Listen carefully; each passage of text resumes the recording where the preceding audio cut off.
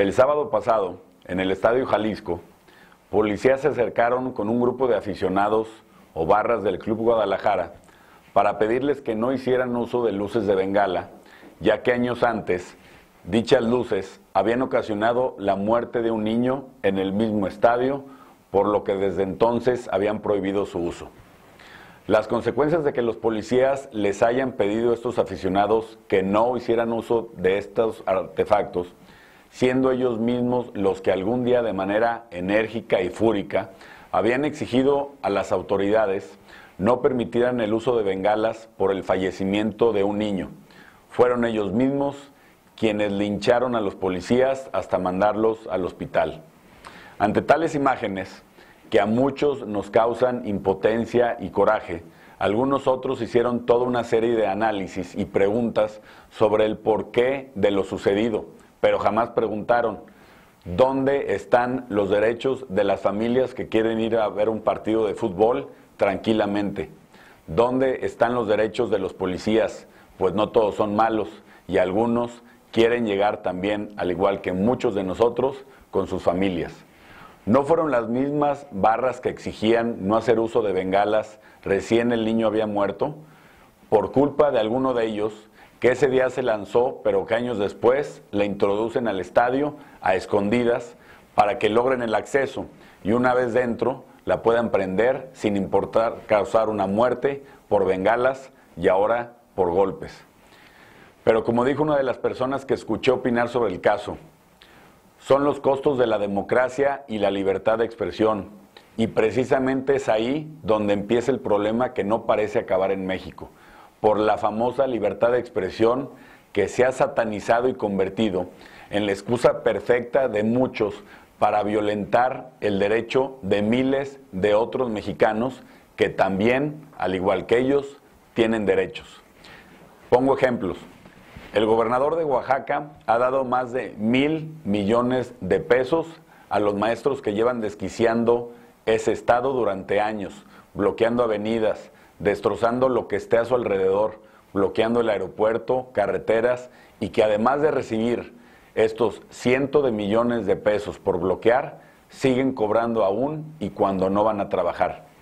En Distrito Federal, en 2013, hubo más de 300 marchas por mes, un total de 3,784 marchas, bloqueos y manifestaciones en todo el año.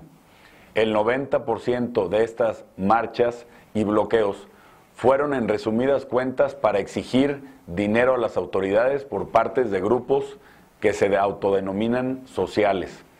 Tampoco podemos olvidar el bloqueo que hubo por meses en la Avenida Reforma en el año 2006, ocasionando el cierre de muchos comercios, pérdida de millones de pesos y empleos, además de que millones de personas que utilizan esa vía todos los días tuvieran que arreglárselas como pudieran para aceptar y adaptarse a la libertad de expresión de otros.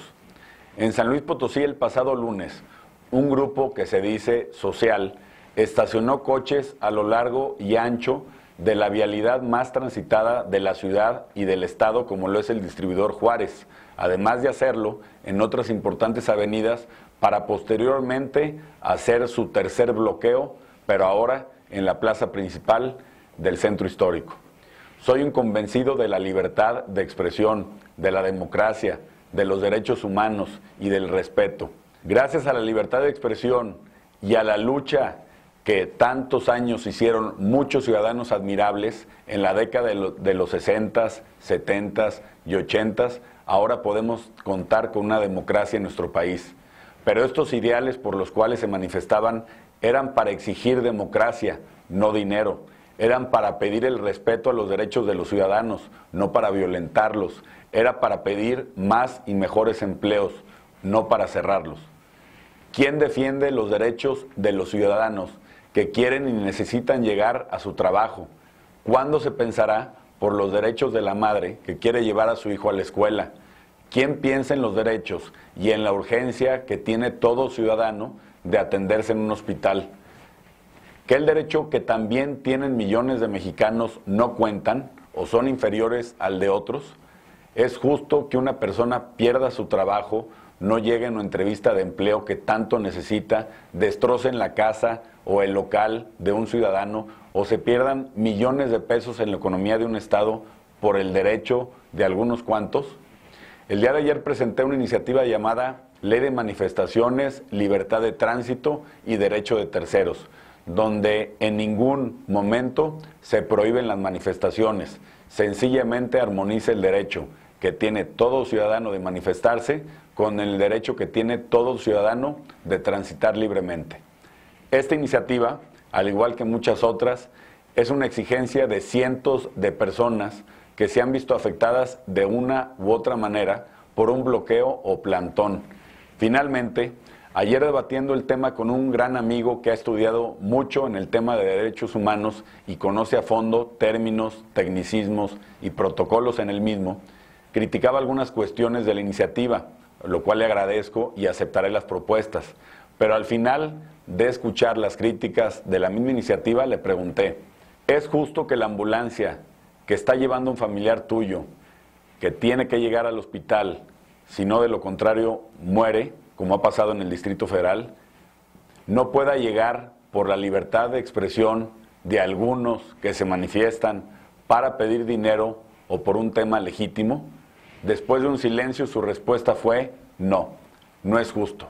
La iniciativa sigue y los derechos del manifestante y del que quiere transitar libremente por su ciudad continuará.